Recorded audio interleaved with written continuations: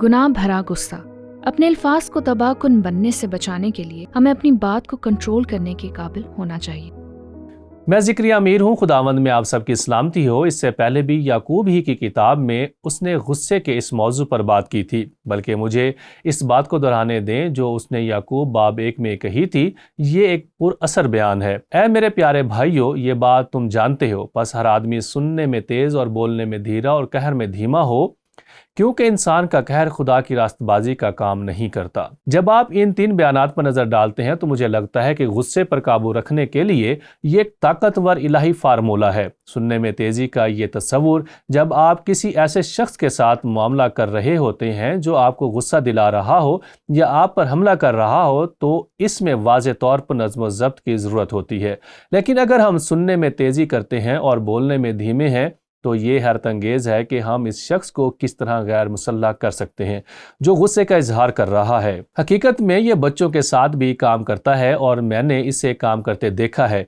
जहाँ बच्चा गुस्से में हो और कुछ शेयर कर रहा हो और फिर आप सिर्फ ये कहें मैं आपको सुन रहा हूं ना, तो मैं आपको बताता हूं कि मैं क्या समझा हूं, और आपने जो कुछ सुना है उसके मुताबिक राय देते हैं, और अक्सर उनका गुस्सा ख़त्म हो जाएगा और महसूस करते हैं कि उनकी बात सुनी जा रही है। और ये बालगों पर भी काम करता है, हमेशा नहीं, लेकिन इसके लिए नज़्म व ज़ब्त की ज़रूरत होती है और इससे हमें गुस्से के जवाब में अपने गुस्से पर काबू पाने में मदद मिलती है। और ये इलाही फार्मूला है जो याकूब हमें देता है।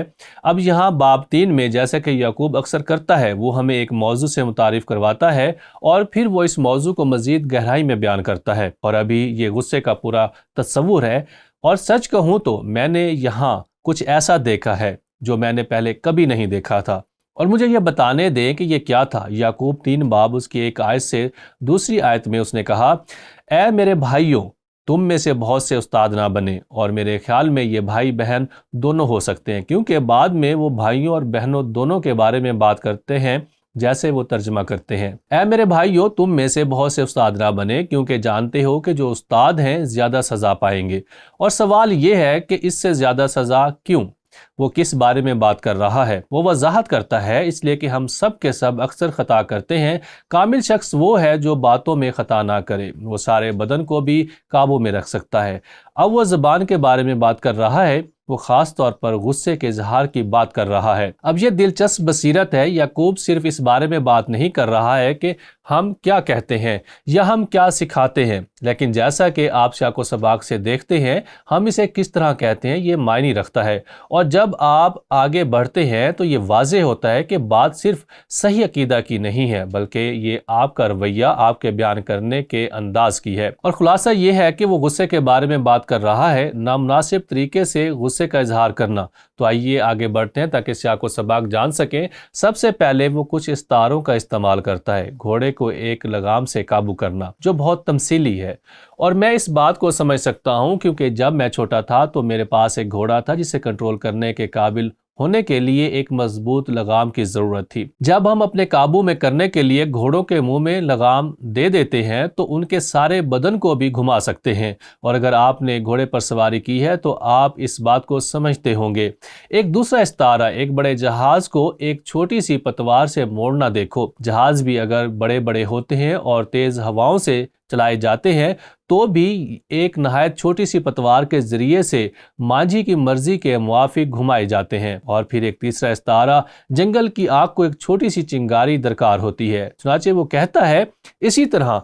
और यहाँ वो लफ्जी तौर पर इस तारे के साथ जुबान पर सच्चाई का इतलाक करता है। इसी तरह जुबान भी एक छोटा सा उज़ू है और बड़ी शेखी मारती है। देखो, थोड़ी सी आग से कितने बड़े जंगल में आग लग जाती है। और हम सब इसके बारे में जानते हैं, हमने इसे देखा है। हम में से कुछ ने इसका तजर्बा किया है। आप जानते हैं, एक कैंप में लगाई गई आग जिसे मुनासिब तरीके से नहीं बुझाया गया, या गर्म कोयला या कोई सिगरेट नीचे फेंकता है और अचानक इसमें आग भड़क उठती है, और अचानक आप क्या देखते हैं? एक बहुत बड़ी आग लग चुकी है। और इस तरह मिसाल बहुत वाज़ेह है। ये तीनों इस्तारात बहुत वाज़ेह है, क्योंकि वो ज़बान की ताकत की वजाहत करते हैं और ज़बान बुराई का इजहार कैसे करती है। अब शाको सबाक ये है, अब याद रखें कि वो सबसे पहले हम में से इन लोगों से बात कर रहे हैं जो उस्ताद हैं। और वो आगे कहता है, और मैं इसे संगीन मुनाफकत कहता हूँ। इसी से हम खुदावंद اور باپ کی حمد کرتے ہیں اور اسی سے آدمیوں کو جو خدا کی صورت پر پیدا ہوئے ہیں بد دعا دیتے ہیں۔ اب وہ کس سے بات کر رہا ہے؟ اساتذہ سے، اور آپ اس برائی کو ان اساتذہ کے ذریعے بھی دیکھتے ہیں جن سے وہ رومی دنیا میں خطاب کر رہا ہے، اور وہ اسی کے بارے میں وہ بات کر رہا ہے کہ ہمیں زیادہ ذمہ دار ٹھہرایا جائے گا، نہ صرف اس لیے کہ ہم کیا کہتے ہیں بلکہ ہم اسے کس طرح کہتے ہیں۔ اور وہ آگے کہتا ہے، ایک ہی منہ سے مبارکباد اور بد دعا نکلتی ہے۔ اے میرے بھائیو، ایسا نہ ہونا چاہیے۔ آپ دیکھتے ہیں کہ وہ کس بارے میں بات کر رہا ہے۔ اب یہ واضح طور پر ہم سب پر لاگو ہوتا ہے، اور وہ اس پیراگراف کا اختتام چند سوالات کے ساتھ کرتا ہے۔ کیا چشمہ کے ایک ہی منہ سے میٹھا اور کھاری پانی نکلتا ہے؟ جواب واضح ہے، نہیں۔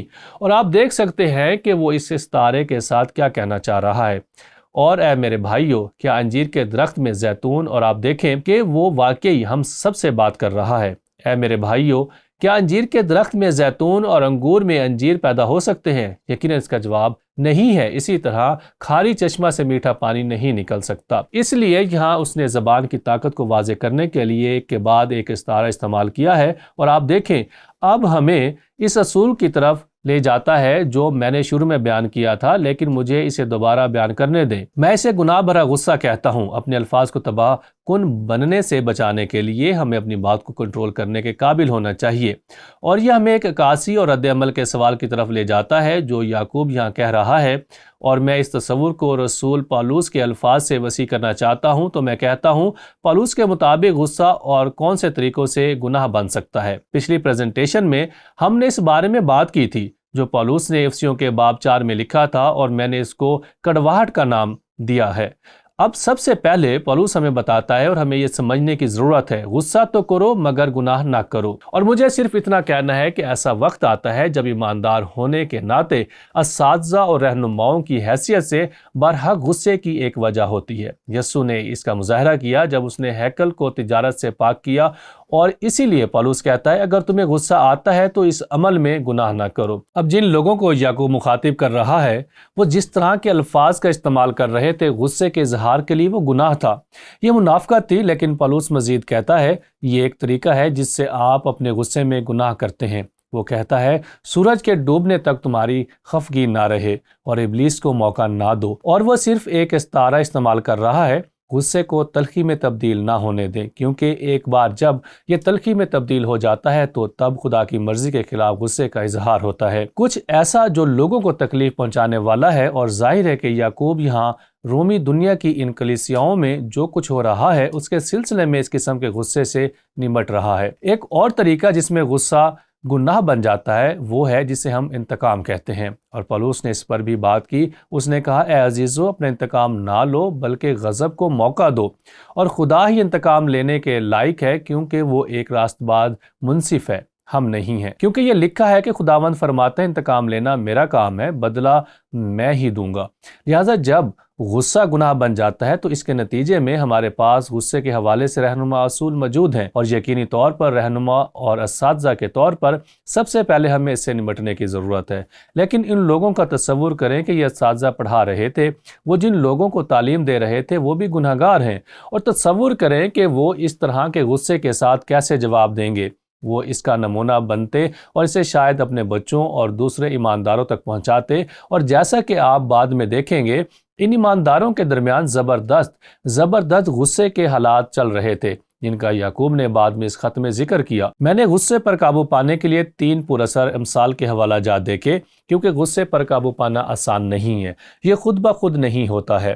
اب ہم نے الہی فارمولہ دیکھا ہے، اور وہ یہ ہے کہ سننے میں تیزی کرنا، اور جو حوالہ جات میں آپ کے ساتھ شیئر کرنا چاہتا ہوں وہ بھی اس بات کی نشاندہی کرتے ہیں کہ سننے میں تیز، بولنے میں دھیرے اور غصے میں دھیمے ہو۔ امثال 14 باب اور اس کی 29ویں آیت میں لکھا ہے، جو قہر کرنے میں دھیما ہے بڑا عقل مند ہے، پر وہ جو جھکی ہے حماقت کو بڑھاتا ہے۔ دوسرے لفظوں میں کیا چیز ہمیں اپنے غصے پر قابو پانے میں مدد کرتی ہے؟ عقل مند ہونا، احساس۔ آپ سمجھ بوجھ کیسے حاصل کرتے ہیں؟ سننے میں تیزی کرنے سے، نقطہ نظر حاصل کرنے سے، یہ سمجھنا کہ وہ شخص اپنے غصے کے لحاظ سے کہاں سے آ رہا ہے، اس کا نقطہ نظر کیا ہے، اور ان کے غصے کے پیچھے محرک کو سمجھنے کی کوشش کرنے کے قابل ہونا۔ ایک اور یہ ہے، امثال 17 باب اس کی 27ویں آیت میں یہ بھی اسی بات پر زور دیتا ہے، صاحب علم کم گو ہے۔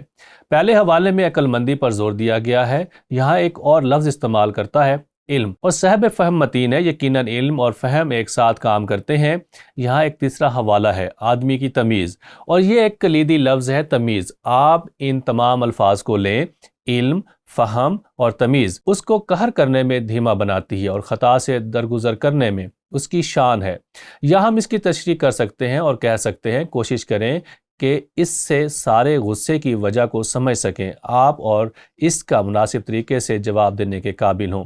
لیکن جیسے جیسے میں اس کے بارے میں سوچ رہا تھا، ہمارے پاس بہت ساری آیات ہیں امثال کی جو ہمیں لوگوں کے ساتھ بات چیت کرنے کے لحاظ سے رائے فراہم کرتی ہیں۔